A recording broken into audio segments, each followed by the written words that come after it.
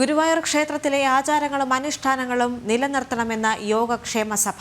ഏകാദശി നാളിലെ ഉദയാസ്തമന പൂജ ഉപേക്ഷിച്ചത് അംഗീകരിക്കാനാവില്ല. പൂജകൾ മുടങ്ങിയാൽ ചെയ്യുന്ന പ്രായശ്ചിത്തം ഗുരുവായൂർ ക്ഷേത്രത്തിൽ അടിയന്തരമായി ചെയ്യണം. ശ്രീ ശങ്കരാചാര്യർ മിത്തെന്ന തന്ത്രിയുടെ നിലപാടിലും യോഗക്ഷേമ സഭ പ്രതിഷേധമറിയിച്ചു. മിഥുൻ അയ്യപ്പൻ ചേരുന്നുണ്ട്. മിഥുൻ, നമുക്കറിയാം, ഉദയാസ്തമന പൂജ മാറ്റിയതുമായി ബന്ധപ്പെട്ട് സുപ്രീം കോടതിയുടെ ഭാഗത്ത് നിന്ന് പോലും ദേവസ്വം ബോർഡിന് കൃത്യമായ വിമർശനം ഉണ്ടായിട്ടുണ്ട്. ഇത്തരം സാഹചര്യത്തിൽ ഈ പൂജ മാറ്റിയതുമായി ബന്ധപ്പെട്ട് ചെയ്യേണ്ട പ്രായശ്ചിത്തങ്ങൾ ചെയ്യണം എന്ന ആവശ്യങ്ങൾ ഉയരുന്നൊരു സാഹചര്യമാണ് നിലവിലുള്ളത്, അല്ലേ? ഗുരുവായൂർ ക്ഷേത്രത്തിലെ ഏകാദശി ദിനത്തിലെ ഉദയാസ്തമന പൂജ മാറ്റിയ സംഭവത്തിൽ 3 പ്രധാനപ്പെട്ട കാര്യങ്ങളാണ് യോഗക്ഷേമ സഭ ഇന്ന് നിലപാട് വ്യക്തമാക്കിയിരിക്കുന്നത്. ഒന്ന്, ഇത്തരത്തിൽ ആചാരങ്ങൾ സംരക്ഷിക്കപ്പെടണം എന്നുള്ള പൊതുവായിട്ടുള്ള ആവശ്യത്തെ മുൻനിർത്തിക്കൊണ്ടാണ് ഈ 3 ആവശ്യങ്ങൾ. ഒന്ന്, ഒരു തരത്തിലും ഈ ഉദയാസ്തമന പൂജ വേണ്ട എന്ന് നിശ്ചയിച്ചത് അംഗീകരിക്കാനാവില്ല.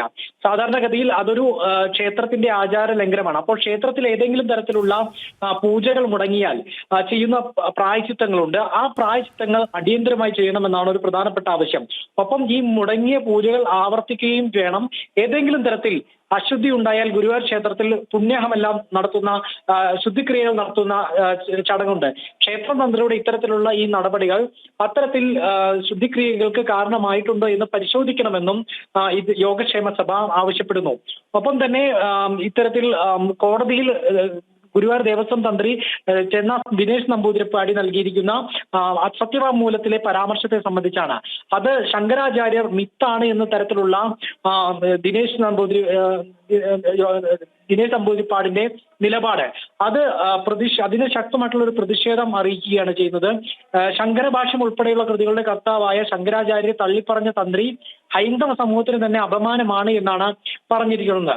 മറ്റൊന്ന് ഈ പൊതുവായിട്ടുള്ള കാര്യമാണ്. കാരണം ഗുരുവായൂർ ക്ഷേത്രത്തിൽ അടിക്കടി ഇത്തരത്തിലുള്ള ആചാര ലംഘനങ്ങൾ ഉണ്ടാകുന്നു, ക്ഷേത്രവിരുദ്ധ പ്രവർത്തനങ്ങൾ ഉണ്ടാകുന്നു, ഹൈന്ദവിരുദ്ധ നടപടികൾ ഉണ്ടാകുന്നു.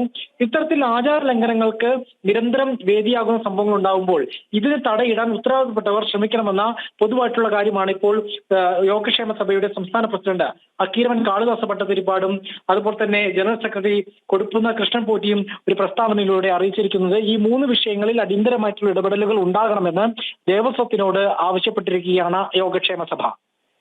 ശരി, ടെലിഫോൺ ലൈനിൽ ചേർന്നത് മിഥുൻ അയ്യപ്പൻ.